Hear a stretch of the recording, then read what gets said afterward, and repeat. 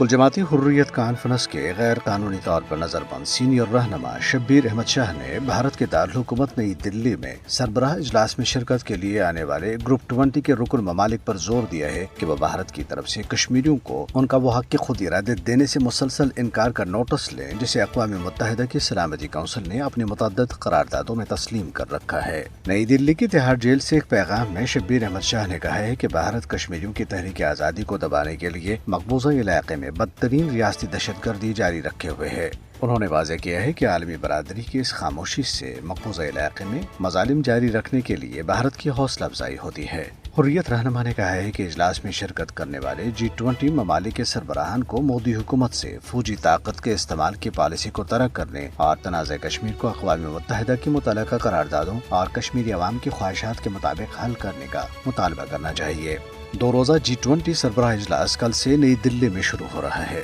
ادھر سری نگر اور وادی کشمیر کے دیگر علاقوں میں پوسٹرز کے ذریعے گروپ 20 کے ممالک سے اپیل کی گئی ہے کہ وہ بھارتی حکومت پر مقبوضہ کشمیر میں بے گناہ کشمیریوں کا منظم قتل عام بند کرانے اور اقوام متحدہ کی قراردادوں کے مطابق تنازع کشمیر کے حل کے لیے دباؤ بڑھائیں۔ آزادی پسند تنظیموں کی طرف سے چسپاں کیے گئے ان پوسٹرز میں عالمی برادری سے بھی مطالبہ کیا گیا ہے کہ وہ مقبوضہ علاقے میں قابض بھارتی فوجیوں کے انسانی حقوق کی سنگین خلاف ورزیوں کا نوٹس لیں۔ کشمیر میڈیا سروس کی طرف سے آج عالمی یوم خواندگی کے موقع پر جاری کردہ ایک رپورٹ میں کہا گیا ہے کہ مقبوضہ جموں کشمیر میں بھارتی فوجی اور پیراملٹری فورسز کی بڑی تعداد میں تعیناتی سے کشمیری طلبہ کی تعلیم کا بری طرح حرج ہو رہا ہے، جبکہ حصول تعلیم بنیادی انسانی حقوق میں شامل ہے۔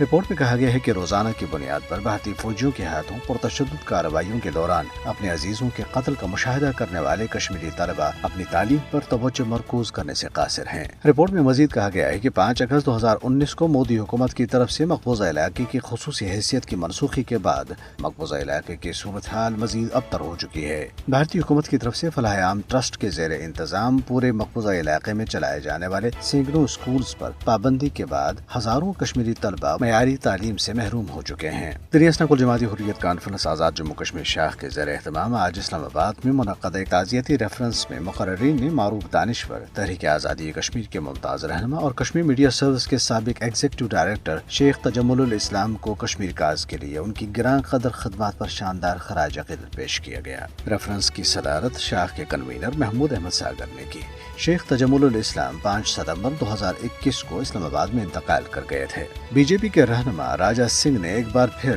مسلمانوں کے خلاف ہرزہ سرائی کرتے ہوئے کہا ہے کہ مدارس کو تباہ کرنے سے ہندوتوا کا آدھا کام ہو جائے گا۔ ریاست ہریانہ میں ایک تقریب سے خطاب کرتے ہوئے انہوں نے کہا ہے کہ بھارت کو ہندو راشٹر بنانے کے راہ میں جو بھی کوئی رکاوٹ بنے گا اس کا سر قلم کر دیا جائے گا۔